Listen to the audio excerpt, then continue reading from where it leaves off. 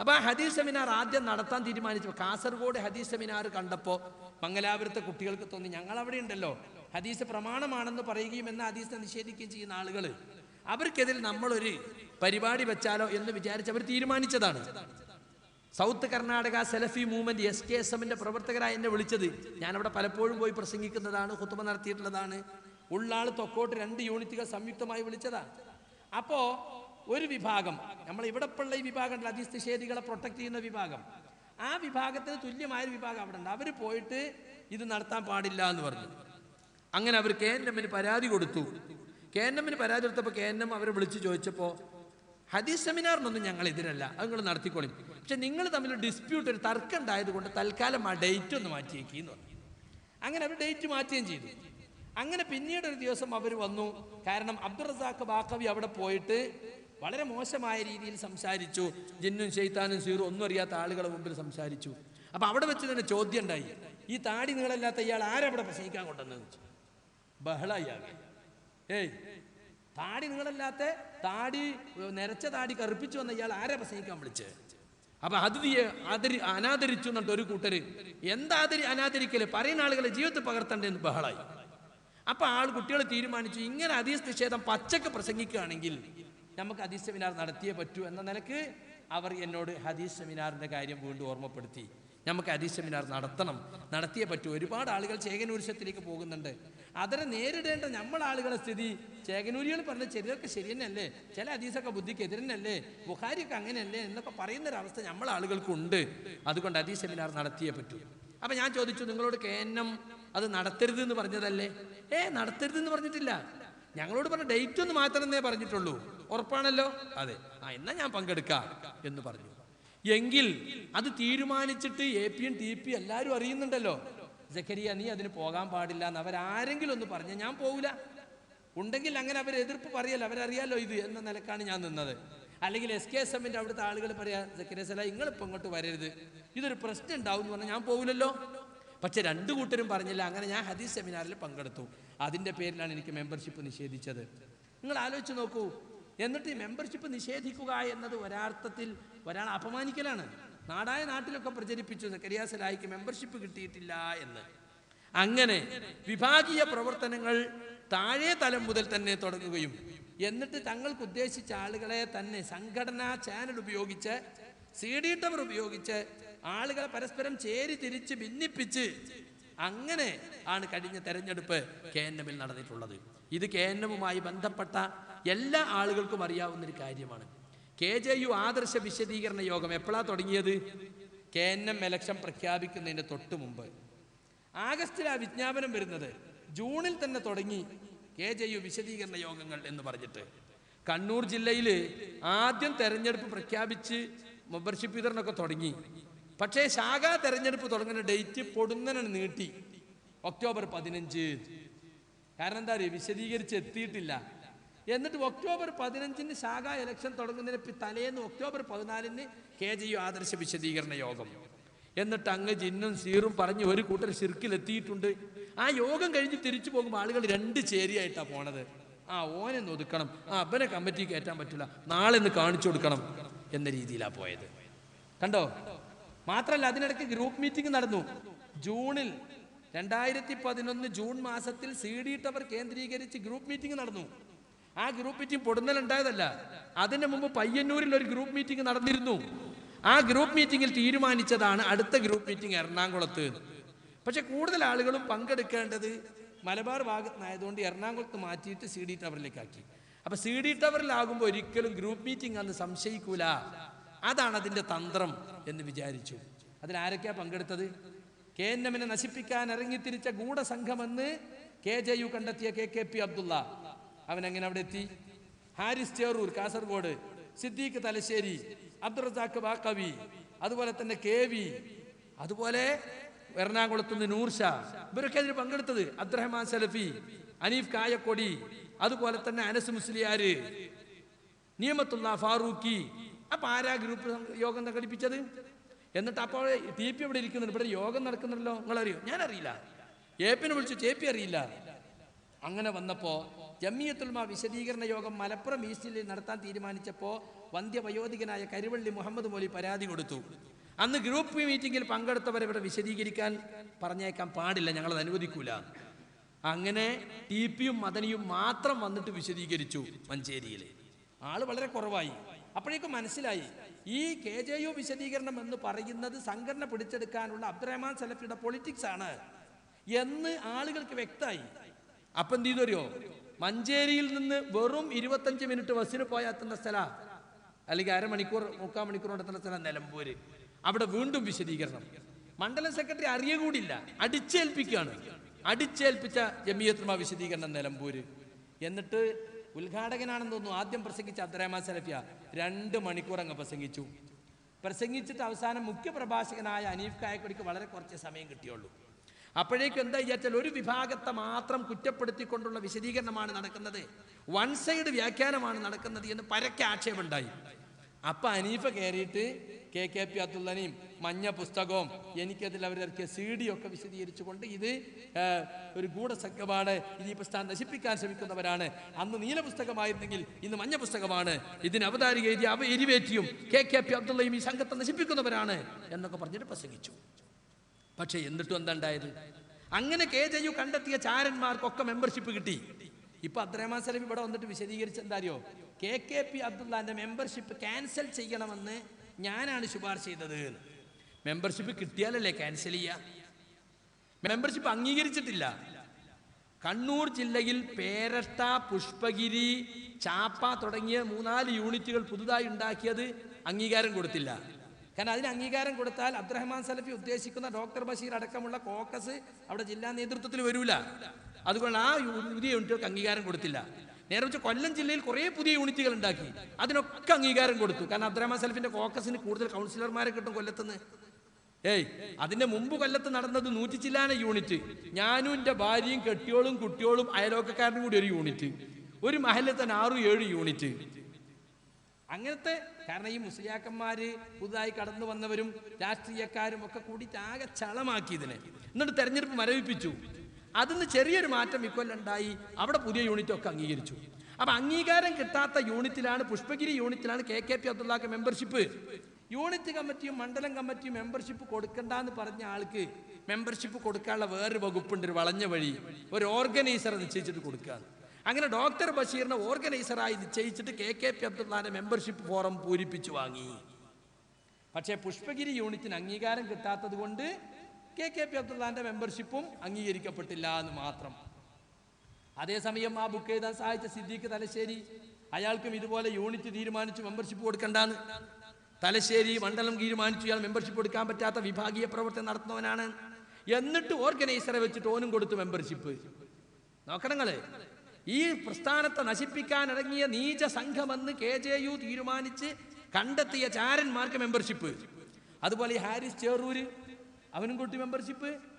എന്നിട്ട് ഇപ്പൊ അവൻ എന്താ ചെയ്തറിയോ, അമൈ റോഡ് സലഫി സെന്ററിലാണ് കാസർഗോഡ് ടൗൺ പള്ളി. അത് കാസർഗോഡ് ജില്ലാ കമ്മിറ്റി ആരാണോ അവരാണ് അതിന്റെ കമ്മിറ്റി. ആ കീഴ്വഴക്കം ലംഘിച്ചിട്ട് പുതിയ കമ്മിറ്റി ഉണ്ട്. കാരണം എന്താ, ഇപ്പൊ ജില്ലാ കമ്മിറ്റി വന്നത് സലഫി കോക്കസിന് അനുകൂലമല്ല, അതുകൊണ്ട് പുതിയ കമ്മിറ്റി ഉണ്ടാക്കി. ആ പുതിയ കമ്മിറ്റി ഉണ്ടായപ്പോ യൂണിറ്റും മണ്ഡലവും ഉൾപ്പെടുത്താൻ പാടില്ല എന്ന് പറഞ്ഞ ഹാരിസ് ചേറൂർ എന്ന ഈ കോക്കസിന്റെ പ്രധാനപ്പെട്ട ആളെ അബ്ദുറഹ്മാൻ സലഫിയിൽ ഉൾപ്പെടുത്തി. എന്നിട്ട് ഇവിടെ വന്നിട്ട് പറഞ്ഞെന്താ, ഞാനല്ല, ഞാനും പാലത്തും ഉണ്ടായിരുന്നു, TP നിയോഗിച്ചതനുസരിച്ചാണ്. അതൊക്കെ ഞങ്ങൾക്ക് തിരിയും, ഓലൊക്കെ സ്റ്റാൻഡ് എന്താണെന്നും അവിടെയൊക്കെ കിങ് മേക്കർ ആരാണെന്നും ആരാണ് KNM-ലെ ശക്തി കേന്ദ്രമെന്നും ഇന്ന് ആളുകൾക്കൊക്കെ അറിയാം. പലരെയും പലതും കാണിച്ച് ഭീഷണിപ്പെടുത്തിയോ പ്രലോഭിപ്പിച്ചോ എങ്ങനെയൊക്കെ നിർത്തിയെന്ന് അറിഞ്ഞുകൂടാ. അന്ന് ഹാരിസ് ചേറൂരിന്റെ പേര് വായിച്ചപ്പോൾ യോഗം അലസിപ്പിരിഞ്ഞു, ഇവൻ അവിടെ നിർത്താൻ പറ്റൂല. എന്നിട്ട് സംഘടനാ മുഷ്ക് ഉപയോഗിച്ച് അടിച്ചേൽപ്പിച്ചിട്ടാണ് അവൻ അവിടെ കയറ്റിയത്. അപ്പൊ ചാരന്മാരെന്ന് KJU കണ്ടെത്തിയിട്ട് പോലും അവർക്ക് സർവ്വവിധ സൗകര്യങ്ങളും ചെയ്തു കൊടുക്കുകയാണ്. ഇരിട്ടി എന്ന സ്ഥലത്ത് 6 മാസത്തോളം KJU കണ്ടെത്തിയിട്ടും ഈ KKP അബ്ദുള്ള ഖുതുബ നടത്തി. അവിടുന്ന് ഖുതുബയിൽ അവസാനം പിടിച്ച് പുറത്താക്കുന്നു കണ്ടപ്പോ അവിടുന്ന് മാറിയപ്പോൾ അയാളെ സ്വാഗതം ചെയ്തുകൊണ്ട് മിമ്പർ കൊടുത്തു പ്രൊഫസർ അബ്ദു, കൊയിലാണ്ടിക്കടുത്ത കൊല്ലത്ത്. അതിന് പ്രത്യുപകാരമായിട്ട് ഇപ്പൊ എന്താ അറിയോ, പ്രൊഫസർ അബ്ദു കഴിഞ്ഞ യൂണിറ്റ് തെരഞ്ഞെടുപ്പിൽ ശാഖയിൽ പോലും വന്നില്ല, ശാഖയിൽ എക്സിക്യൂട്ടീവിൽ പോലും വന്നില്ല അയാള്. ശാഖയിൽ വന്നി പിന്നെ മേഖല KNM-ൻ്റെതനുസരിച്ച് എക്സിക്യൂട്ടീവിൽ വരാത്ത ആള് മേഖലയിൽ എത്തൂല. എന്നിട്ട് അയാളെ എല്ലാ മാനദണ്ഡങ്ങളും മറികടന്നിപ്പോ എക്സിക്യൂട്ടീവിൽ സമ്മേളനം കഴിയുന്നത് വരെയൊക്കെയുള്ള സ്ഥിരം ക്ഷണിതാവാണ്. സമ്മേളനത്തിന്റെ ഓഫീസ് കാര്യങ്ങൾ കഴിഞ്ഞാൽ അയാൾ CD ടവർ തന്നെ. നിങ്ങൾ ആലോചിച്ച് നോക്കൂ, കഴിഞ്ഞ പിളർപ്പിൽ തന്നെ ചുളുവിൽ സെക്രട്ടറി എന്ന അയാൾക്ക് പേര്. ഒരു യോഗ്യതയില്ലാതെ യൂണിറ്റിൽ നിന്ന് നേരെ സ്റ്റേറ്റിലേക്ക് എത്തിയ ആളാ. അപ്പൊ ഞാൻ പറഞ്ഞു വരുന്നത്, ഈ ഇരിട്ടിയിൽ KKP അബ്ദുൽ തന്നെ സംരക്ഷിച്ചു, അതിന് സൗകര്യം ചെയ്ത ഡോക്ടർ മുഹമ്മദ് കുഞ്ഞി, അയാൾക്ക് 2 സ്ഥലത്തായിരുന്നു മെമ്പർഷിപ്പ്. ഒന്ന് ചെറുപുഴ അയാളുടെ അവിടെയും, ഒന്ന് കോഴിക്കോടും. അവസാനം പിടിക്കപ്പെട്ടു, നോട്ടീസ് ഇറങ്ങി. അപ്പൊ പറഞ്ഞു ഞാൻ അവിടെ ഇവിടെ പോരാൻ തീരുമാനിക്കാത്തപ്പെടുത്തെന്നൊക്കെ പറഞ്ഞ് നുഴഞ്ഞു മറിഞ്ഞു. എന്നിട്ടോ യൂണിറ്റും മണ്ഡലവും ഒഴിവാക്കിയിട്ടും അയാളെയും കൊണ്ടുവന്നു സ്റ്റേറ്റ് കമ്മിറ്റിയിൽ. അപ്പൊ ഒരു കോക്കസിനെ സംസ്ഥാന നേതൃത്വത്തിൽ എത്തിച്ച് ആ കോക്കസിനെ ഉപയോഗിച്ച് ആദർശത്തെ അട്ടിമറിക്കാനുള്ള ഗൂഢമായ പ്രവർത്തനങ്ങളാണ് ഇവിടെ നടന്നുകൊണ്ടിരിക്കുന്നത്. അതിനൊക്കെ സപ്പോർട്ട് ചെയ്യാൻ നമ്മുടെ അനസ് മൗലവിക്കും അനീഫ മൗലവിക്കും ഒക്കെ സാധിക്കുന്നത് എന്തുകൊണ്ടാണ് എന്ന് എനിക്കറിഞ്ഞു. അബ്ദുറഹ്മാൻ സലഫിക്ക് ഇതൊക്കെ അദ്ദേഹത്തിന് ഇപ്പൊ ഇതൊന്നൊരു വിഷയമേ അല്ല. അത് അദ്ദേഹത്തിന്റെ ജന്മസിദ്ധമായൊരു സ്വഭാവമാണ്. അയാൾ ചിരിച്ചായാലും കുതന്ത്രം ഉണ്ടാവും, കരഞ്ഞായാലും കുതന്ത്രം ഉണ്ടാവും. കരയേണ്ടടുത്ത് അയാൾ കരയും, ചിരിക്കേണ്ടടുത്ത് അയാൾ ചിരിക്കും. എത്ര ആളെ വീട്ടിൽ പോയിട്ടാണ് ഇപ്പോൾ വിരുന്ന് കൂടുകയെന്നറിയോ? നിങ്ങൾക്ക് ഓർമ്മയുണ്ടോ AP എറണാകുളത്ത് പ്രസംഗിച്ചത്? ഞാൻ AP അബ്ദുൽ ഖാദർ മൗലവി. നിങ്ങളാരും ഒരുപക്ഷെ എന്നെ അറിഞ്ഞുകൊള്ളണമെന്നില്ല, കാരണം നിങ്ങളാരും എന്നെ കണ്ടിട്ടല്ല മുജാഹിദായത്. ഞാൻ നിങ്ങളുടെ വോട്ട് ചോദിച്ചു വന്നിട്ടില്ല. അങ്ങനെ വിരുന്ന് താമസിക്കുന്ന സ്വഭാവവും എനിക്കില്ല. അത് ശരിക്കും സൈമടവൂരിനെ പറ്റി പറഞ്ഞാണ്. ഇന്നിപ്പോൾ ആ സ്വഭാവം ആരാ കാട്ടുന്നത്? കൊല്ലത്ത് പോയിട്ട് 4 ദിവസം ഒരു മുതലാളിൻ്റെ പോലെ. എവിടെയാണോ മുതലാളിമാരെ പാകാകാത്തത് അവിടെ പോയി അങ്ങ് താമസിച്ചിട്ട് പിരികേറ്റി കുസു പറഞ്ഞിട്ട് ആളെക്കൂട്ടുക. ഞങ്ങളെ ആരും ചാക്കിടാൻ പോലില്ല. KNM മടവൂരിയുമായി പിരിഞ്ഞ സമയത്ത് മടവൂരികളെ പണിയായിരുന്നു ചാക്കിടാൻ പോവുക. ഗൾഫിൽ നിന്ന് ഒരുത്തം വന്ന ഒന്നായിട്ടാണ് ചെല്ലും ഓൻ്റെ വീട്ടിക്ക്.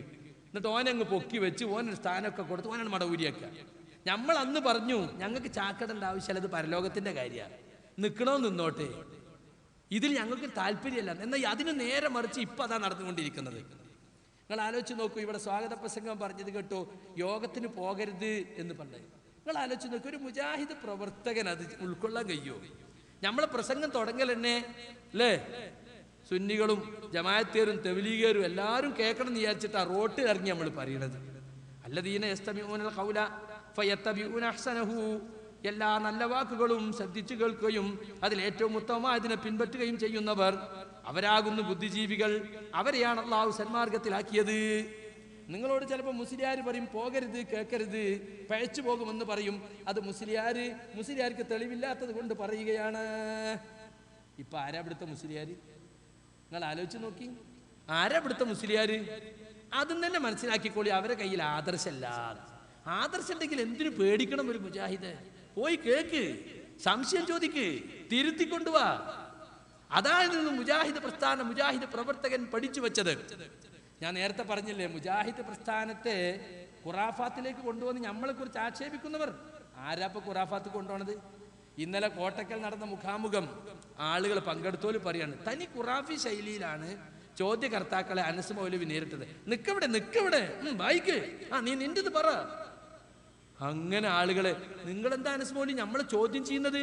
നമ്മളെ അറിവില്ലാത്ത ആളുകളോട് ചോദിക്കാൻ പറഞ്ഞ നിന്റെ വിശ്വാസം പറ എന്ന് പറഞ്ഞിട്ട് കട്ടുമുറിച്ച ക്ലിപ്പുകൾ ഇൻഷാ അല്ലാഹ് ഞാൻ ഒക്കെ ഇവിടെ കാണിക്കുന്നുണ്ട്. മഗ്‌രിബ് കഴിഞ്ഞാൽ അതിവിടെ കാണിക്കും ഇൻഷാ അല്ലാഹ്. കട്ടുമുറിച്ച ക്ലിപ്പ്. ഇവിടുത്തെ ഒരു ക്ലിപ്പ് എന്താണെന്ന് നിങ്ങള് 20 വിജനമായ പ്രദേശത്ത് വെച്ച് അവിടെ ഉണ്ടാകാനിടയുള്ള അല്ലെങ്കിൽ ഹാജറുണ്ടെന്ന് വിചാരിക്കുന്ന ജിന്നിനോടോ മലക്കിനോടോ അതിന്റെ കഴിവിൽപ്പെട്ടത് ചോദിച്ചാൽ അത് പ്രാർത്ഥനയല്ല എന്ന ചെറിയ മുണ്ടത്തിന്റെ വാചകം വായിക്കുകയാണ്. എന്നിട്ട് ഇസ്ലാഹിൽ വന്നത് 22 കാരറ്റ് ശിർക്കാണ് എന്ന് പറഞ്ഞ അലിമദനിക്ക് മറുപടി പറയാണ്. അത് 22 കാരറ്റ് ശിർക്കാണല്ലേ, എന്നാ പിടിച്ചോ ചെറിയ മുണ്ടത്തിന്റെ ഉദ്ധരണി എന്ന് പറഞ്ഞിട്ട് അനസ് മൗലവി അതിനെ നേരിടാണ്. അപ്പൊ 22 കാരറ്റ് ശിർക്ക് എന്നുള്ളടത്ത് മൂപ്പരൻ നിർത്തി. കണ്ടോ, വിജനമായ സ്ഥലത്തുള്ള സഹായത്തട്ടം 22 കാരറ്റ് ശിർക്കാണെന്ന് അനസ് അന്നേ പറഞ്ഞിട്ടുണ്ട് കേട്ടോ. അതിന്റെ അപ്പുറം എന്താ അറിയോ, എന്നാ പിടിച്ച മടവൂരി ചെറിയ മുണ്ട എഴുതിയത്. ലാ ഹൗല വലാ ഖുവത ഇല്ലാ ബില്ലാ. ഒരു മനുഷ്യ എത്ര അതപ്പതിക്കും, എത്ര പെട്ടെന്നാ മാറ്റേണ്ടത്.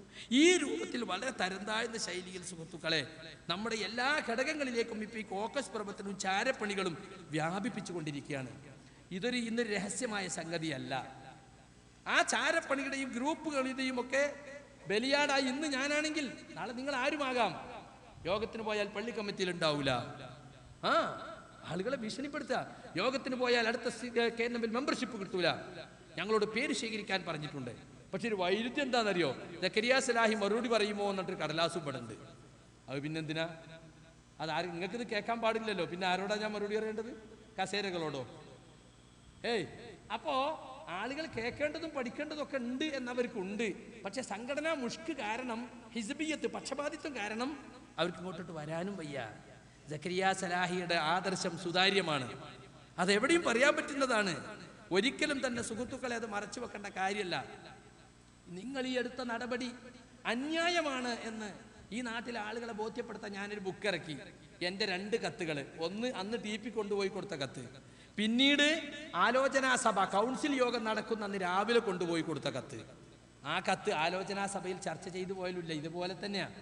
മാത്രമല്ല ആലോചനാ സഭ കഴിഞ്ഞ് പിന്നെ 2 ദിവസം കഴിഞ്ഞ് ഇക്കഴിഞ്ഞ 7-ാം തീയതിയാണ് എന്നെ പുറത്താക്കി എന്ന ഔദ്യോഗിക അറിയിപ്പ് എനിക്ക് കിട്ടുന്നത്. നിങ്ങൾ ആലോചിച്ച് നോക്കൂ. അതെന്താ? ഭരണഘടനയിൽ പറയുന്നുണ്ട്, ഭരണസമിതി എടുത്ത തീരുമാനങ്ങളെ ചോദ്യം ചെയ്തുകൊണ്ട് കൗൺസിലിൽ നിങ്ങൾക്ക് അപ്പീല് സമർപ്പിക്കാം. അപ്പൊ അതിന് സൗകര്യം കിട്ടാതിരിക്കാൻ വേണ്ടി കൗൺസിലും കഴിഞ്ഞ് 2 ദിവസം കഴിഞ്ഞിട്ട് അയച്ചത്. കണ്ടോ കുതന്ത്രം? കണ്ടോ? രാഷ്ട്രീയക്കാർ പോലും നാണിച്ചു പോകുന്ന കുതന്ത്രം. എന്നിട്ട് കൗൺസിലിൽ എന്താ ഉണ്ടായത്? കൗൺസിലിൽ ചർച്ച ചെയ്തോ? ഇല്ല. എൻ്റെ പേരിൽ കുറെ വർഷങ്ങളായി അദ്രഹ്മാൻ സലഫി എഴുതി വെച്ചുകൊണ്ടിരിക്കുന്ന ഒരു കുറ്റപത്രം, 23 നടപടിക്രമങ്ങൾ, കഴിഞ്ഞ 6 വർഷമായി എന്നെ തിരുത്താനും നന്നാക്കാനും വേണ്ടി ഉണ്ടായിട്ടുള്ള നടപടികളും ഇടപെടലുകളും എന്ന് പറഞ്ഞാൽ എഴുതിക്കൊണ്ടുവന്ന കോടതി ഭാഷയിലുള്ള 1.5 മണിക്കൂർ നീണ്ടു നിൽക്കുന്ന ഒരു കുറ്റപത്രം അവിടെ വായിച്ചു കേൾപ്പിച്ചു. എന്നിട്ട് തക്ബീർ ചൊല്ലി പാസ്സാക്കി. പണ്ടൊക്കെ ഈ മൂവാറ്റുപുഴ സംവാദത്തിൽ പോലും തക്ബീർ തൊഴിലാളികൾ ചൊല്ലിക്ക തക്ബീർ എന്ന് പറഞ്ഞത് ഇപ്പൊ നമ്മളെ കൗൺസിലാണ് നടന്നത്.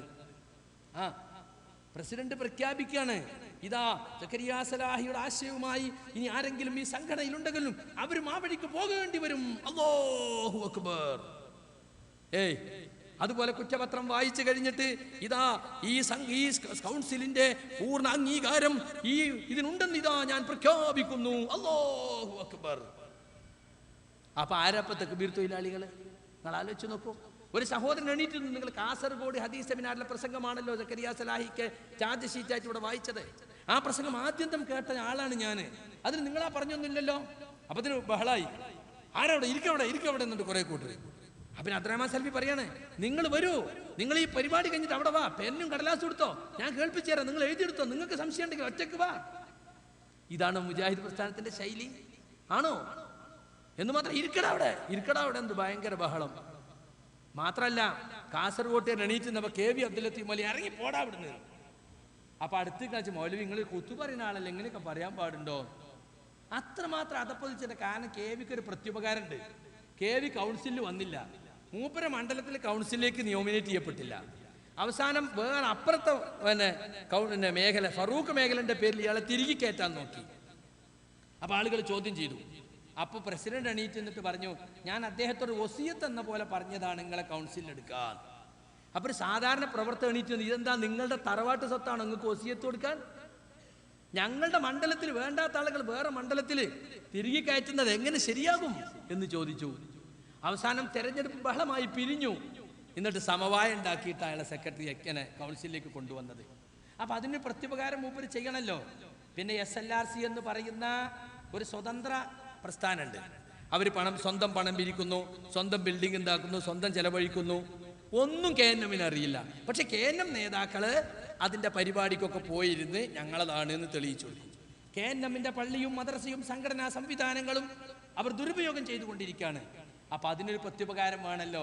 അതിന് മൂപ്പര് എണീറ്റ് നിന്നിട്ട് പറഞ്ഞു, അല്ലേ? എന്നോട് തന്നെ അബ്ദുറഹ്മാൻ സലഫി ഒരിക്കൽ പറഞ്ഞിട്ടുണ്ട്, നിച്ച് ഓഫ് ട്രൂത്തിലും SLRC-ലും നമ്മുടെ സംഘടനയ്ക്ക് പറ്റാത്ത ഒരുപാട് ആളുകളുണ്ട്.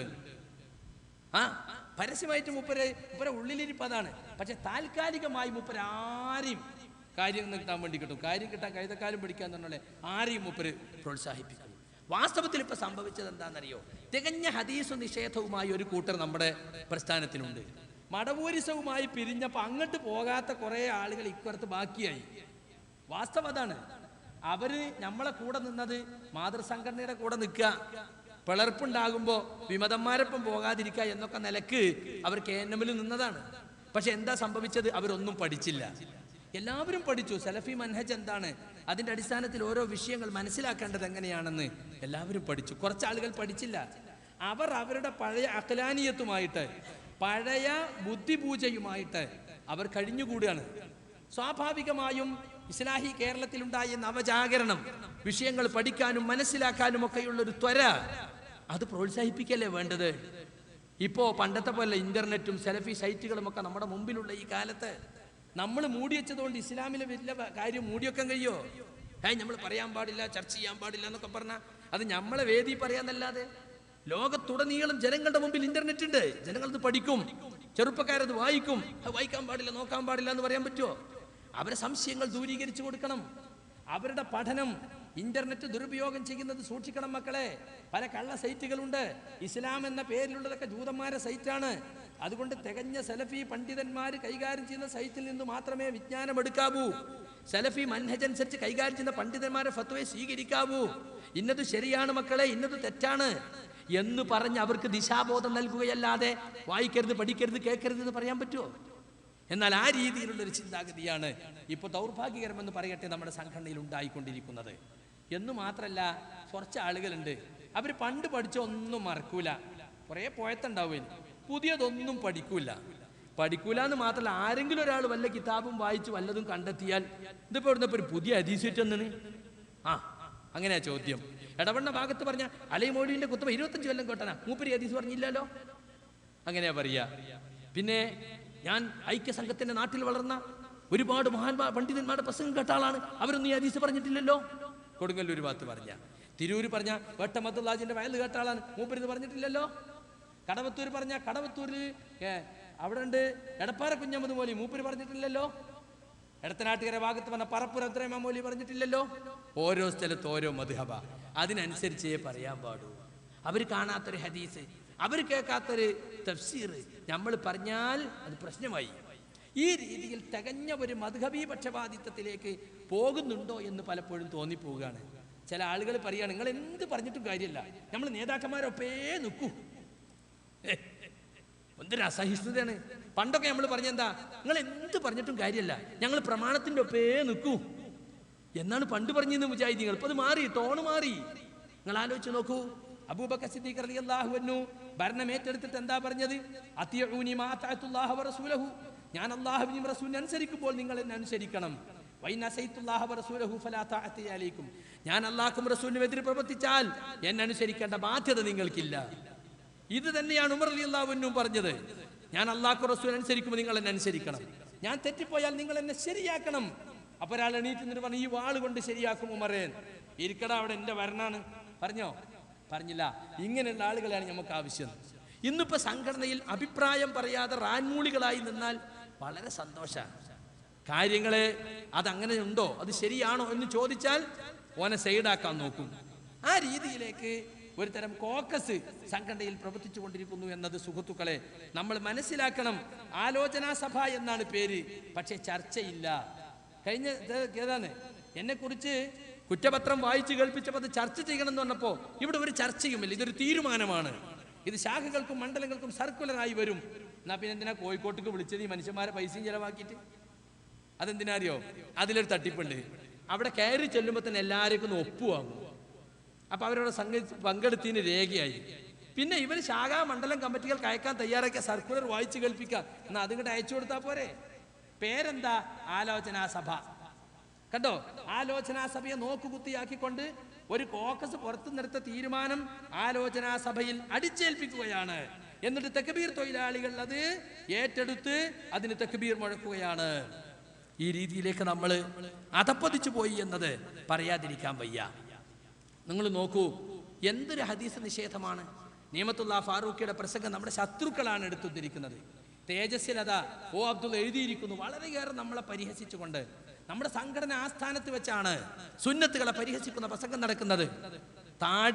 താടി നീട്ടി വളർത്തുന്നത് ഒലുവാണ്. ഒലുവ് എന്ന് പറഞ്ഞാൽ എന്താ? അതിര് കവിയൽ. ഇയ്യാക്കുമ്പൽ ഒലുവ, നിങ്ങൾ ഒലുവിനെ സൂക്ഷിക്കണം.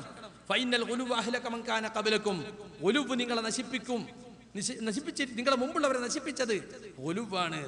അപ്പൊ താടി വളർത്തൽ ഒലുവാണ്. വസ്ത്രം കയറ്റി കൊടുക്കുന്നതിനെ കളിയാക്കാണ്. എന്താ ഇപ്പോ പ്രൊഫഷണൽ കോളേജിൽ പഠിക്കുന്ന എഞ്ചിനീയറിംഗിനും മെഡിക്കൽ കോളേജിൽ പഠിക്കുന്ന കുട്ടികളിങ്ങനെ മുണ്ടിയാലം പാൻറ് എടുത്തിട്ട് നെരിയാണി കഴിഞ്ഞിട്ട് പിന്നെയും കട്ട് ചെയ്തിരിക്കുകയാണ്. ഇങ്ങനെ MSM കാള് വരുമോ? ഇങ്ങനെ ISM കാള് വരുമോ? ഇതാണ് പണ്ട് അബൂബക്കർ കാരക്കുന്നും അസ്ഗർ അലിക്കൊക്കെ ഉണ്ടായത്. ഞാൻ എൻ്റെ പേരിൽ അറബിക് ടീച്ചർ എന്ന അഡ്രസ്സിൽ വെച്ചപ്പോൾ അബൂക്കർക്കാരൊക്കെ അറബിക് ടീച്ചർ എന്ന് വെക്കരുത്, ടീച്ചറിനെ വെക്കാവൂ. അപ്പം അത് അത്തരത്തിലൊരു കോംപ്ലക്സ് ചില ആളുകൾക്കുണ്ട്. മൗലവിയാണെന്ന് പറയാൻ മടി, മുസ്ലിമാണെന്ന് പറയാൻ മടി, മുജാഹിദാണെന്ന് പറയാൻ മടി. ആ രീതിയിലുള്ളൊരു കോംപ്ലക്സ് പിടിപെട്ട കുറേ ആളുകളെ ഇതിലുണ്ട്. പഴയ VC ആണല്ലോ നിയമത്തുള്ള ഫാറൂഖി. അപ്പം ആ സോക്കട് പോയിട്ടില്ല. അദ്ദേഹം പറയുന്നത് കേട്ടോളൂ. സുന്നത്തുബിൽ നിന്നാ മതി, അവിടെ നിന്നില്ല. തക്കവ അങ്ങോട്ട് മൂത്തിട്ട് എന്തായി, അതിനെ ഫറലാക്കി താടി വെക്കൽ. എന്നാ ഫറലാക്കിയ താടി ഏതെങ്കിലും താടി പോരാ, അതങ്ങോട്ട് പോയിക്കോട്ടേന്ന്. അതിമ തൊടാൻ പാടില്ല കത്തിയോണ്ടെന്ന്. അപ്പൊ എന്തായി, ഒരു വളരെ പ്രബലമായ ഒരു ഫറലായി മാറിയത്. പിന്നെങ്ങനെ നോക്കിയിട്ട് താടി വെക്കാത്തവൻ മുസ്ലിം അല്ല എന്നതിലേക്ക് എത്തി. ഇതാണ് ഒലുവുൻ ഫിൽ ഹദ്, അതിർത്തി വിട്ടുകടന്നു പോവുക. അദ്ദീനു യുസ്റുൻ, താടികളെ തെളിവ് വന്ന ദീൻ എളുപ്പമാണ്, പ്രയാസമുള്ള ഒന്നും ഇസ്ലാമിലില്ല. ഒരുത്തൻ സുബൈക്ക് പള്ളിയിലല്ല, എന്താണോ അദ്ദീനു യുസ്റുൻ, ദീൻ എളുപ്പമാണ്, എനിക്ക് പ്രയാസം. നോമ്പ് പറ്റില്ല, അദ്ദീനു യുസ്റുൻ. സകാത്ത് കൊടുത്തില്ല, അദ്ദീനു യുസ്റുൻ.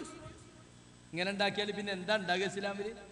ഇയാൾ പഠിപ്പിക്കാം, ഇയാൾ വലിയ മുഫ്തിയാണ്. CD ടവറിലെ പ്രതിവാര ക്ലാസ്സുകളിൽ ക്ലാസ് എടുത്തതാ.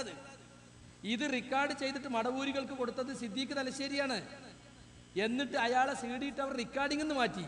അയാളെ റെക്കോർഡിംഗ് എന്ന് മാത്രമെന്ന് തലശ്ശേരി യൂണിറ്റ് കമ്മിറ്റിയും മണ്ഡലം കമ്മിറ്റിയും ഒക്കെ പറഞ്ഞിട്ടും അദ്വന്റെയും സലഫിന്റെയും വഴിവിട്ട പ്രവർത്തനങ്ങളെ സപ്പോർട്ട് ചെയ്യുന്ന ആളായതുകൊണ്ട് അവിടെ തന്നെ നിർത്തി. അവസാനം നിയമത്തുള്ളാന്റെ CD പുറത്തു കൊടുത്തു എന്ന പേര് ഓനെ പുറത്താക്കി. പ്രസംഗിച്ച നിയമത്തോ അവിടെ തന്നെ. നോക്കണങ്ങള്, ഖുറാഫികൾ പറയല്ലേ, നിങ്ങളെ CH പ്രസിൽ നിന്നാണ് മൗലീദ് അച്ചടിക്കുന്നത്, നിങ്ങളാണ് മൗലീദിന്റെ പ്രചാരകർ.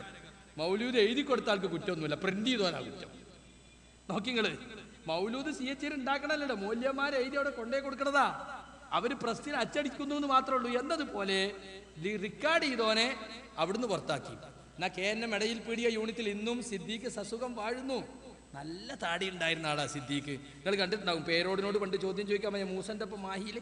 ഇപ്പൊ എന്നെ കണ്ടാ അറിയില്ല, അപ്പൊ മടവൂരി താടിയായി പോയി. താടി സുന്നത്താണെന്നാ നബി പറഞ്ഞിരിക്കുന്നത്. നബി അങ്ങനെ സുന്നത്ത് പറഞ്ഞുള്ള വാക്കൊന്നും ഉപയോഗിച്ചിട്ടില്ല. നബി പറഞ്ഞു വഫിറുല്ലിഹ, താടി സമൃദ്ധമായി വളർത്തണം. അതുപോലെ തന്നെ അഫുല്ലിഹ, താടി നീട്ടണം. ആ കൽപ്പന വുജൂബിനാണെന്നാണ് സലഫി പണ്ഡിതന്മാരൊക്കെ പറയുന്നത്. ഒരു കൽപ്പന വന്നാൽ അത് അസ്ലിയൻ വാജിബിനാണ്. ഇനി വാജിബിനല്ലെങ്കിൽ അത് തെളിയിക്കുന്ന വേറെ തെളിവ് വേണം. അങ്ങനത്തെ തെളിവുണ്ടോ? നബി ഒരിക്കലെങ്കിലും താടി പഠിച്ചിട്ടുണ്ടോ? സഹാബികൾ ആരെങ്കിലും പഠിച്ചിട്ടുണ്ടോ? ഇല്ല. അപ്പൊ അതിന് സലഫി പണ്ഡിതന്മാർ പറഞ്ഞത് വാജിബാണ്. വുജൂബു ഇഅ്ഫാഇൽ ലിഹ്യ എന്ന ഗ്രന്ഥം ഷെയ്ഖ് ഇബ്നു ബാസിന്റെ അവതാരികയോട് കൂടി പുറത്തിറങ്ങിയിട്ടുണ്ട്. താടി വളർത്തൽ നിർബന്ധം എന്നതിന്റെ അർത്ഥം. തഹരീമു ഹൽഖിൽ ലിഹ, താടി വടിക്കൽ ഹറാം എന്ന് പറഞ്ഞ പുസ്തകം. അതാണ് സലഫി ലോകത്തിന്റെ നിലപാട്. അതാണ് കുട്ടികൾ ഇവിടുത്തെ അഫ്ലലുൽമക്കാരെ ഫത്വ അനുസരിച്ചല്ല കുട്ടികൾ ഇപ്പൊ ദീൻ മനസ്സിലാക്കുന്നത്. ഷെയ്ഖ് ഇബ്നു ബാസ് എന്ത് പറയുന്നു, ഷെയ്ഖ് അൽബാനി എന്ത് പറയുന്നു, ഷെയ്ഖ് ഹുസൈമിൻ എന്ത് പറയുന്നു, അതൊന്നും നിങ്ങൾക്ക് ഇനി കൊട്ടയിട്ട് മൂടാൻ കഴിയൂല. ഇംഗ്ലീഷിലും അറബിയിലും എമ്പാടും വിജ്ഞാനങ്ങളുണ്ട്. ആളുകൾ അത് പഠിക്കാണ്. സലഫി നിലപാട് ഇതാണെന്ന് മനസ്സിലാക്കാണ്. എന്നിട്ടോ ആരും ഇങ്ങോട്ട് വരൂല. അത് നിങ്ങളെ കാലത്ത് തുണി മടക്കി കുത്തി ബീഡിയും വലിച്ച് ഇങ്ങനെ നടക്കണോന്നാ അന്നത്തെ മുജാഹിദ്. അതിപ്പോ അല്ല, അതൊക്കെ കഴിഞ്ഞു പോയി. അത് ഇനിയും തിരിച്ചു കൊണ്ടുവരാനാണ് നിങ്ങൾ ശ്രമിക്കുന്നത്. നടക്കുകയില്ല, അനുവദിക്കുകയില്ല. ഞങ്ങൾ ഈ പ്രസ്ഥാനത്തിൽ അങ്ങനത്തെ ഒരു വൃത്തികെട്ട ഒരു സംസ്കാരം ഈ പ്രസ്ഥാനത്തിൽ ഉണ്ടാക്കാൻ അനുവദിക്കൂല. താടി വളർത്തണം, മീശ വെട്ടണം എന്ന കൽപ്പന വുജൂബിനാണെന്ന് സലഫി പണ്ഡിതന്മാർ പറഞ്ഞു. അതിന്റെ അടിസ്ഥാനത്തിൽ ആ കുട്ടികൾ താടി വളർത്തണത്. ബാപ്പ പരിഹസിക്കണേ, എൻ്റെ മോനോട് പറഞ്ഞേക്കട്ടോ, എൻ്റെ താടിയൊക്കെ പാടുണ്ടല്ലോ. മോനോട് പറയാൻ ധൈര്യമല്ല. എന്താ ഉപ്പ റസൂല് പറഞ്ഞല്ലേ, നിങ്ങൾ വെക്കാത്തിന് ഞാൻ കുറ്റക്കാരനാന്ന് മോൻ ചോദിക്കുമല്ലോ. അതുകൊണ്ട് ഉമ്മാനോട് പറ്റി ദേഷ്യം പിടിക്കുക. കാരണം ഉപ്പാനേക്കാളും വലിയ താടി മോനുണ്ട്. മനസ്സിലായില്ലേ? കാരണം ഉപ്പ പഴയ മുജാഹിദാ. ഏത് താടി വടിച്ച് ബീഡി വലിച്ച് തണി മടക്കി കുത്തി റോട്ടിൽ കൂടി ബീഡി വലിച്ച് ഇങ്ങനെ നടക്കണ പഴയ മുജാഹിദാ. അതിപ്പോ കാണൂല. ഇപ്പൊ ഒരൊറ്റ കുട്ടി ബീഡി വലിക്കുന്നില്ല പുതിയ തലമുറയിൽ. MSM ISM വരുന്നവർക്ക് അഭിമാനമാണ്. അവർക്ക് പാൻറ് താത്തി കൊടുക്കുന്നതിന് മടിയില്ല. മൂപ്പര് നെരിയാണ്ട് താഴെപ്പോന്നുള്ളൂ, നിലത്തൂടി വലിച്ചയച്ചാലേ കുഴപ്പമുള്ളൂ. അതിന്റെ ബാക്കി എന്താ അറിയോ? സലാഹുലി പറഞ്ഞത് അഹങ്കാരം ഇല്ലാത്തവർക്ക് താത്തിരിക്കുന്നതിന് കുഴപ്പമില്ല. അതാ മടവൂരി ഫത്ത്. അത് അടുത്ത് വരും, അതൊക്കെ അടുത്ത് വരും. കാരണം എന്താ? അഹങ്കാരമില്ലാത്ത ആർക്കും താത്തി കൊടുക്കാന്ന മടവൂരികളുടെ ഫത്വ. അതാണ് ജമാഅത്തെ ഇസ്ലാമിന്റെ ഫത്വ, അതാണ് ഇഖ്വാനികളുടെ ഫത്വ, അതാണ് സുറൂരികളുടെ ഫത്വ. അവിടേക്ക് തന്നെ ഇപ്പൊ പോണത്. ഇതൊരാഗോള ഗൂഢാലോചനയാണെന്ന് മഞ്ചേരി സമ്മേളനത്തിന്റെ പ്രമേയം പത്രത്തിൽ കണ്ട് എന്താ നിങ്ങളാ പറഞ്ഞ് മനസ്സിലായില്ലല്ലേ? സലഫിയത്തിനെ തകർക്കാൻ ആഗോള ഗൂഢാലോചന നടക്കുന്നുണ്ട്. അത് സലഫി പ്രസ്ഥാനത്തിൽ കയറിക്കൂടി നശിപ്പിക്കലാണ് സുറൂറിസം എന്ന് പറയുന്നത്. അത് ഹുസൈൻ മടവൂര് പോയതോടെ പോയിന്നാ നമ്മൾ വിചാരിച്ച്. പോയിട്ടില്ല, ഇനിയുണ്ട് ഇതിൻ്റെ ഉള്ളിൽ, ഇനിയുണ്ട് ഇതിൻ്റെ ഉള്ളിൽ. അവർ തൽക്കാലം സംഘടനാ സംവിധാനങ്ങളും തെരഞ്ഞെടുപ്പ് രീതിയും ഉപയോഗപ്പെടുത്തി നേതൃത്വം പിടിച്ചു എന്ന് മാത്രമേ ഉള്ളൂ. പക്ഷെ അവർ സലഫികളല്ല. ഞങ്ങളാണ് യഥാർത്ഥ സലഫികൾ, ഞങ്ങളാണ് യഥാർത്ഥ മുജാഹിദുകൾ. ഈ പ്രസ്ഥാനത്തിന്റെ ആദർശത്തെ അട്ടിമറിക്കാൻ അനുവദിക്കുകയില്ല എന്ന് ഞങ്ങൾ പ്രഖ്യാപിക്കാൻ പോവാണ്. ഇപ്പോ മഞ്ചേരി വിശദീകരണം കഴിഞ്ഞിട്ടുള്ള അപ്പളത്തിന് തന്നെ എവിടെ എത്തിപ്പോ വരികയോ നിങ്ങളെ ഞങ്ങൾ വിടുന്നു വിചാരിക്കണ്ട. ജില്ലകൾ തോറും വിശദീകരിക്കാൻ സമ്മേളനത്തിന്റെ ഭാഗമായിട്ട് ഒരു സംശയവും വേണ്ട, ഞങ്ങൾ നിങ്ങളെ പിന്നിൽ തന്നെ ഉണ്ട്. നിങ്ങൾ സംഘടനാ സംവിധാനം ദുരുപയോഗം ചെയ്ത് പാവപ്പെട്ട മുജാഹിദുകളെ തെറ്റിദ്ധരിപ്പിച്ചിട്ട് നിങ്ങൾ ദീന് വളച്ചൊടിക്കാൻ ശ്രമിച്ചാൽ അത് കണ്ടില്ലെന്ന് നടിക്കാൻ ഞങ്ങൾക്ക് കഴിയില്ല. ഞങ്ങളുടെ കയ്യിൽ സംഘടനാ സംവിധാനങ്ങളില്ല, ഞങ്ങളുടെ കയ്യിൽ പണക്കാരില്ല, ഞങ്ങൾക്ക് രാഷ്ട്രീയ സ്വാധീനമില്ല. അതൊക്കെ ശരിയാണ്. പക്ഷെ ഞങ്ങൾക്ക് ഉള്ളൊരു കാര്യമുണ്ട്, ഇഖ്ലാസ്. അള്ളാഹുവിൻ്റെ ദീൻ കൂട്ടാതെ കുറക്കാതെ എത്തിച്ചു കൊടുക്കാൻ വേണ്ടി KM മൗലവിയെ പോലുള്ള സീതി സാഹിബിനെ പോലെയുള്ള മുഖ്ലിസീങ്ങൾ ഉണ്ടാക്കിയ ഒരു സംഘടനയാണ്. ഇത് നശിക്കാൻ പാടില്ല. ഇത് നശിച്ചാൽ ഈ നാട്ടിൽ ഖുറാഫാത്ത് ശക്തിപ്പെടും. ഈ കൂട്ടായ്മ ഇവിടെ നിലനിൽക്കണം. അതിന് ഒരു കൂട്ടർ സംഘടന പിടിച്ചെടുത്തിട്ടാണ് മിണിങ്ങിയാലൊന്നും സലഫി പ്രസ്ഥാനത്തെ മുരടിപ്പിക്കാമെന്ന് നിങ്ങൾ വിചാരിക്കണ്ട. ഞങ്ങളിത് പൊളിക്കാൻ വന്ന ആളുകളല്ല. മടവൂരികളെ പോലെ NMK നേരത്തെ ഉണ്ടാക്കി രജിസ്റ്റർ ചെയ്തിട്ട് ഇതിൻ്റെ ഉള്ളിൽ കുത്തിരിക്കണമല്ല. ഞങ്ങളാണ് യഥാർത്ഥ മുജാഹിദുകൾ. പുറത്തു പോകേണ്ടത് ഈ വിഭാഗമാണ്. ഇത് ഗ്രൂപ്പ് പ്രവർത്തനത്തിലൂടെ നേതൃത്വത്തിലെത്തി ജനങ്ങളെ വഴിതെറ്റിക്കുന്ന ഈ വിഭാഗത്തെ പുറന്തള്ളണം. അതാണ് ഈ പ്രസ്ഥാനത്തിൻ്റെ പ്രവർത്തകർ ആവശ്യപ്പെടുന്നത്.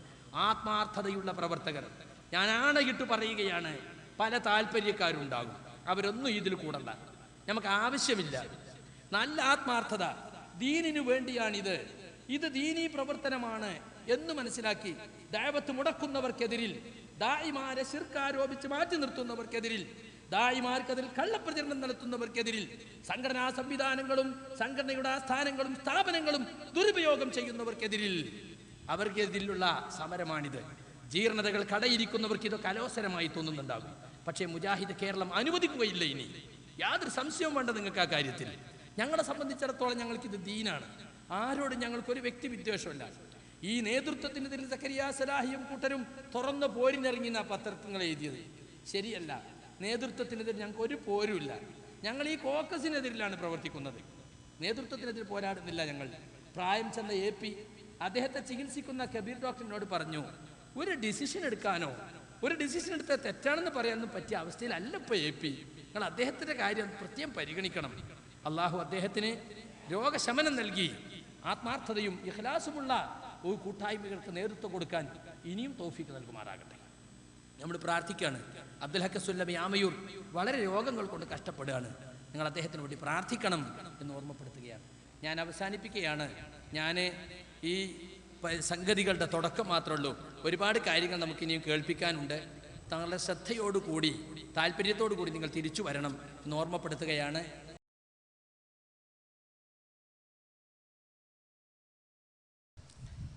നമ്മുടെ മഹത്തായ ആദർശ പ്രസ്ഥാനത്തിൽ ഇപ്പോൾ നടന്നുകൊണ്ടിരിക്കുന്ന ചാരപ്പണികളെപ്പറ്റിയും കോക്കസ് പ്രവർത്തനങ്ങളെപ്പറ്റിയുമൊക്കെ ഒരുപാട് വേദികളിൽ വിശദീകരിക്കാൻ മാത്രം വിഷയങ്ങളുണ്ട്. പക്ഷേ ഒരു ദീനീ സദസ്സ് എന്ന നിലക്ക് എല്ലാ വിഷയങ്ങളെയും ദീനുമായി ബന്ധപ്പെടുത്തി വിശദീകരിക്കുകയും ഇതിൽ നിന്നൊക്കെ നമുക്ക് പഠിക്കാനുള്ള പാഠങ്ങൾ എന്താണ് എന്ന് നാം ആലോചിക്കുകയും ചെയ്യേണ്ടതുണ്ട്. വാസ്തവത്തിൽ ജിന്നും സിഹ്റും ഒന്നുമല്ല സംഘടനയിലുള്ള പ്രശ്നം. അത് ഈ 2011 മാത്രം അബ്ദുറഹ്മാൻ സലഫി വലിച്ചിട്ട് അനീഫ് കായക്കൊടിയും അനസനെയും ഉപയോഗിച്ച് പ്രചരിപ്പിക്കുന്ന ഒരു പുതിയ വിഷയം മാത്രമാണ്. ഇപ്പോൾ ഇവിടെ നടന്ന ബുസ്താനിൽ രണ്ടാമത്തെ വിശദീകരണത്തിൽ അദ്ദേഹം പറയുന്നത് മതപ്രബോധന മേഖലയിൽ ഇന്ന് ഏറ്റവും ചർച്ച ചെയ്യപ്പെടുന്നത് ജിന്നിനോട് സഹായം ചോദിക്കാൻ പാടുണ്ടോ ഇല്ലേ എന്നതാണ്. ആരാ ഇത് ചർച്ച ചെയ്യുന്നത്? ഇത് ചർച്ച ചെയ്യുന്നത് മടവൂരികളാണ്. മടവൂരികൾ നമ്മളെ അന്ധവിശ്വാസികളാക്കി ചിത്രീകരിക്കാൻ വേണ്ടി മുറിച്ചെടുത്ത ക്ലിപ്പുകളും അതുപോലെ തന്നെ മുറിച്ചെടുത്ത വാചകങ്ങളുമായി കഴിഞ്ഞ 8 കൊല്ലം ഊരു ചുറ്റി. എന്ത് നേടിയവർ? ഒന്നും നേടാൻ അവർക്ക് സാധിച്ചില്ല. അവർ മുട്ടുമടക്കി പിന്നോട്ട് പോകേണ്ടി വന്നു. കാരണം അവർ വിജനപ്രദേശം എടുത്തിട്ടപ്പോൾ നമ്മൾ ചെറിയ മുണ്ടത്തിന്റെ ബുക്ക് വായിച്ചു കൊടുത്തു. ഇന്നും നിങ്ങൾ വിറ്റുകൊണ്ടിരിക്കുന്ന പുസ്തകമാണ് അത്. ചെറിയ മുണ്ടം അബ്ദുൽ ഹമീദ് മദനി ആണ് ഈ ശിർക്കൻ വാദം ആദ്യം ഇവിടെ കൊണ്ടുവന്നത്. അത് ഏറ്റെടുത്തതാണ് അബ്ദുൽ ജബ്ബാർ മൗലവി എന്നാണ് അനീഫ് കായക്കൊടി പ്രചരിപ്പിക്കുന്നത്. എന്നാൽ നിങ്ങൾക്കറിയോ ആരാണ് ചെറിയ മുണ്ടെന്ന്? സ്നേഹസംവാദം മാസികയിൽ ചോദ്യോത്തര പങ്ക്തി കൈകാര്യം ചെയ്യുന്ന മുഫ്തിയാണ് അദ്ദേഹം. ആരാ സ്നേഹസംവാദം നടത്തുന്നത്? Niche of truth. എന്തിനാ അത് നടത്തുന്നത്? അമുസ്ലിമീങ്ങൾക്ക് ഇസ്ലാമിനെ കുറിച്ച് എത്തിച്ചു കൊടുക്കാൻ, മുസ്ലിമീങ്ങൾക്ക് ഇസ്ലാമിനെ കുറിച്ചുള്ള തെറ്റിദ്ധാരണ തീർക്കാൻ. വിവിധ മതാനുയായികൾ വായിക്കുന്ന പുസ്തകത്തിൽ ചോദ്യോത്തര പങ്ക്തി കൈകാര്യം ചെയ്യുന്ന ആൾ ശിർക്കൻ വിശ്വാസക്കാരനാണ്. ബഹുമാനപ്പെട്ട അക്ബർ സാഹിബ്, ഇന്ന് നമുക്ക് ലോകത്തിന്റെ നാനാഭാഗത്തും ഒരു ദാഇയായി അറിയപ്പെടുന്ന അദ്ദേഹം നേതൃത്വം കൊടുക്കുന്ന സ്നേഹസംവാദം മാസികയിൽ ചെറിയ മുണ്ടത്തെ മുഫ്തിയാക്കുമ്പോൾ അദ്ദേഹത്തിന് മനസ്സിലായിട്ടില്ല എന്നാണോ അതിൻ്റെ അർത്ഥം? അപ്പൊ സ്വാഭാവികമായും ചെറിയ മുണ്ടം അബ്ദുൽ ഹമീദ് മദനിയെ കുറിച്ച് പോലും ശിർക്കൻ വാദത്തിലേക്ക് പോയി എന്ന് പറയാൻ യാതൊരു ധൈര്യക്കുറവുമില്ലാത്തൊരവസ്ഥ ഇവിടെ സംജാതമായിരിക്കുകയാണ്. ആ ശിർക്കൻ വാദം ജബ്ബാർ മൗലവി ഏറ്റെടുത്തു എന്നാണ് പറഞ്ഞത്. നിങ്ങൾ ആലോചിച്ച് നോക്കൂ, അബ്ദുൽ ജബ്ബാർ മൗലവി ഏറ്റെടുത്തതാണോ അത്? ലേഖനം എഴുതി വിവാദമായപ്പോൾ കാദർബായി കാണിച്ചു കൊടുക്കുകയാണ്. ജബ്ബാർ മൗലവി, നിങ്ങൾ പറഞ്ഞതിനെ പോലെ തന്നെ ചെറിയ മുണ്ട മുമ്പ് എഴുതിയിട്ടുണ്ടല്ലോ. അപ്പൊ അങ്ങനെയാണ് യഥാർത്ഥത്തിൽ അബ്ദുൽ ജബ്ബാർ മൗലവി ഇത് അറിയുന്നതിന്, അല്ലാതെ അദ്ദേഹം ചെറിയ മുണ്ടത്തെ ഏറ്റെടുത്തതല്ല. മാത്രമല്ല, ചെറിയ മുണ്ടം അത് മനസ്സിലാക്കിയത് എവിടുന്ന? സലഫി പണ്ഡിതന്മാരുടെ ഉദ്ധരണികളിൽ നിന്നാണ് അത് മനസ്സിലാക്കിയിട്ടുള്ളത്. അതുകൊണ്ട് സുഹൃത്തുക്കളെ, ഈ തരത്തിലുള്ള ഒരു പുതിയ വിഷയം എടുത്തിട്ട് തന്നെ അബ്ദുറഹ്മാൻ സലഫിയാണ്. അപ്പൊ എനിക്കതിൽ 23 കാര്യങ്ങൾ 6 വർഷമായി സംഘടന നടത്തിയിട്ടുള്ള നടപടികൾ എന്ന് പറഞ്ഞിട്ട് കുറ്റപത്രം വായിക്കുന്നുണ്ട്. അതിൽ 2011 വരെയും വിജനപ്രദേശമല്ല. 2011 ശേഷമാണ് കുറ്റപത്രത്തിലേക്ക് വിജനപ്രദേശം കടന്നു വരുന്നത്. ആര് കൊണ്ടുവന്നതാ? ഞാൻ കൊണ്ടുവന്നതാ? അല്ല. കഴിഞ്ഞ 25 വർഷമായി പ്രബോധന പ്രസംഗ രംഗത്തും ലേഖന രംഗത്തുമുള്ള ആളാണ് ഞാൻ എവിടെയാണ് ഇത് പറഞ്ഞിട്ടുള്ളത്? നിങ്ങൾക്ക് എല്ലാവർക്കും അറിയാം, നമ്മുടെ എതിരാളികളാകുന്ന ഖുറാഫികൾ ഈ വിഷയം എടുത്തിടുമ്പോൾ അപ്പോൾ മാത്രമാണ് യഥാർത്ഥത്തിൽ നമ്മൾ ഈ വിഷയം സംസാരിക്കാറുള്ളത്. അപ്പൊ ജിന്നിനോട് സഹായം ചോദിക്കുക എന്ന ഒരു പുതിയ വിഷയം ഇസ്ലാഹി പ്രസ്ഥാനത്തിൽ കൊണ്ടുവന്ന് അത് അടിസ്ഥാന വിഷയമാണ്, തൗഹീദും ശിർക്കും വേർതിരിക്കുന്ന വിഷയമാണ്, ഈമാനും കുഫറും വേർതിരിക്കുന്ന വിഷയമാണ് എന്ന് പറഞ്ഞുകൊണ്ട് അബ്ദുറഹ്മാൻ സലഫി രംഗത്ത് വന്നു. വാസ്തവത്തിൽ അതോടെ സംഭവിച്ചതെന്താ? 2012 വരെയും തൗഹീദും ശിർക്കും നമുക്ക് വ്യക്തമായിരുന്നില്ല, ഈമാനും കുഫറും നമുക്ക് വ്യക്തമായിരുന്നില്ല. 2011 ലാസ്റ്റ് ഡിസംബർ മാസത്തിൽ ദൗറ നടത്തി. എന്നിട്ട് 2012 ഫെബ്രുവരിയിലാണ് ജമിയത്തുൽ ഉലമയുടെ ബോഡിയിൽ അദ്ദേഹത്തിന്റെ സ്വാധീനം ഉപയോഗിച്ച് അത് പാസ്സാക്കി എടുക്കുന്നത്. അതുവരെയും നമ്മൾ ശിർക്കിലായിരുന്നു, കുഫറിലായിരുന്നു, ഈമാനും തൗഹീദും തമ്മിൽ നമുക്ക് തിരിച്ചറിയുമായിരുന്നില്ല എന്ന തരത്തിലുള്ള വിശദീകരണമാണ് അബ്ദുറഹ്മാൻ സലഫി ഇവിടെ വന്നിട്ട് നടത്തിയിട്ടുള്ളത്. അതുകൊണ്ട് സുഹൃത്തുക്കളെ, ഇങ്ങനൊരു വിഷയം ഇദ്ദേഹം കൊണ്ടുവന്നതാണ് അദ്ദേഹത്തിന്റെ താല്പര്യത്തിന് വേണ്ടി. ഇപ്പൊ എന്തായി? ഇത്രയും കാലം ഇപ്പൊ സക്കരിയ സലാഹി പുറത്തുപോയതല്ല ഇവിടുത്തെ വിഷയം. മുജാഹിദ് പ്രസ്ഥാനത്തിന്റെ ആശയം ചോദ്യം ചെയ്യപ്പെട്ടു. 1 നൂറ്റാണ്ട് കാലമായി എന്ന് പെരുമ്പറയടിക്കുന്ന നമുക്ക്, തൗഹീദ് പ്രസ്ഥാനം എന്ന അഭിമാനം കൊള്ളുന്ന നമുക്ക്, തൗഹീദും ശിർക്കും എന്താണെന്ന് തിരിയാതെയാണ് ഇത്രയും കാലം കഴിഞ്ഞു പോയതെന്നാണ് അബ്ദുറഹ്മാൻ സലഫിയുടെ വാദം കൊണ്ട് ഇവിടെ വന്നു ചേരുന്നത്. വിശ്വസിക്കാൻ കൊള്ളൂ അത്? 1 നൂറ്റാണ്ട് നമ്മളൊക്കെ ശിർക്കിലായിരുന്നു എന്ന് പറഞ്ഞാൽ നിങ്ങൾ ആലോചിച്ച് നോക്കണം. വളരെ ഗുരുതരമാണ് ഈ ആരോപണം. നമ്മൾ ജമാഅത്തെ ഇസ്ലാമിക്കാരോട് ഇത്ര കാലം പറഞ്ഞതെന്താ? നിങ്ങൾ ഒരുപാട് കാലം ശിർക്ക് ശിർക്ക് ശിർക്ക് എന്ന് പറഞ്ഞത് ഇപ്പൊ തൗഹീദ് തൗഹീദ് തൗഹീദ് എന്നായി. വോട്ട് ചെയ്യൽ ശിർക്ക്, തെരഞ്ഞെടുപ്പിൽ പങ്കെടുക്കൽ ശിർക്ക്, കോടതി പോകൽ ശിർക്ക്. അങ്ങനെ നിങ്ങൾ ശിർക്കാക്കിയതൊക്കെ ഇന്ന് നിങ്ങൾക്ക് ഹലാലും സുന്നത്തും ഒക്കെ ആയില്ലേ? ഇസ്ലാമിൽ ഒരു കാര്യം ശിർക്കായാ പിന്നെ അത് തൗഹീദാകുമോ? ഇസ്ലാമിലെ പ്രമാണത്തിന് എന്താ മാറ്റം വന്നോ?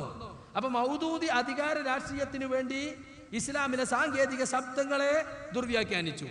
ഇലാഹി, റബ്ബ്, ഇബാദത്ത്, ദീൻ എന്ന 4 സാങ്കേതിക ശബ്ദങ്ങളെ ക്രൂരമായി ദുർവ്യാഖ്യാനം ചെയ്തുകൊണ്ട് അതിനൊക്കെ രാഷ്ട്രീയമായ അർത്ഥകൽപ്പനകൾ നൽകിക്കൊണ്ട് ലാ ഇലാഹ ഇല്ലല്ലാ എന്നാൽ ലാ സുൽത്താന ഇല്ലല്ലാ, ലാ ഹാക്കിമ ഇല്ലല്ലാ എന്ന രാഷ്ട്രീയ അർത്ഥം കൊടുത്തുകൊണ്ട് ഇബാദത്ത് എന്ന് പറഞ്ഞാൽ അനുസരണം, അടിമവേല, അതുപോലെ 3ാമത്തെ അർത്ഥം മാത്രമായിട്ടാണ് ആരാധനയെന്നും അവർ പറഞ്ഞു.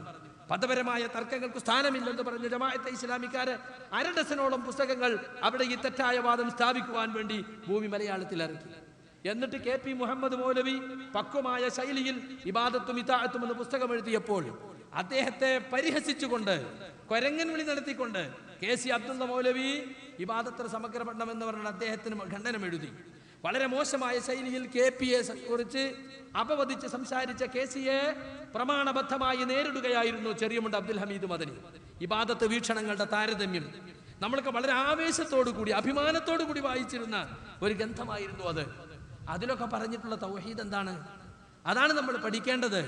ആ തൗഹീദിൽ നിന്ന് നമുക്ക് മാറ്റം വന്നു എന്നാണ് ഇപ്പോൾ അബ്ദുറഹ്മാൻ സലഫിയും കൂട്ടരും പറയും. എത്ര പുസ്തകം പിൻവലിക്കണം, എത്ര CD പിൻവലിക്കണം, എന്തെല്ലാം ആകെ മുജാഹിദ് പ്രസ്ഥാനം അടിമുടി മാറണം എന്നാണ് ഇപ്പോൾ പറയുന്നത്. നിങ്ങൾ നോക്കൂ, അദൃശ്യം, അഭൗതികം, കാര്യകാരണ ബന്ധങ്ങൾക്ക് അതീതം, ഇതൊക്കെ നമ്മൾ ജനങ്ങൾക്ക് പറഞ്ഞു കൊടുത്തിരുന്നതാണ്. ഒരു കാര്യം എപ്പോഴാണ് ഇബാദത്താവുക, എപ്പോഴാണ് പ്രാർത്ഥനയാവുക, പ്രാർത്ഥനയാവാതിരിക്കുക എന്ന് ജനങ്ങൾക്ക് മനസ്സിലാക്കി കൊടുക്കാൻ വേണ്ടി നമ്മൾ ഉപയോഗിച്ച പദങ്ങളാണ്. വാസ്തവത്തിൽ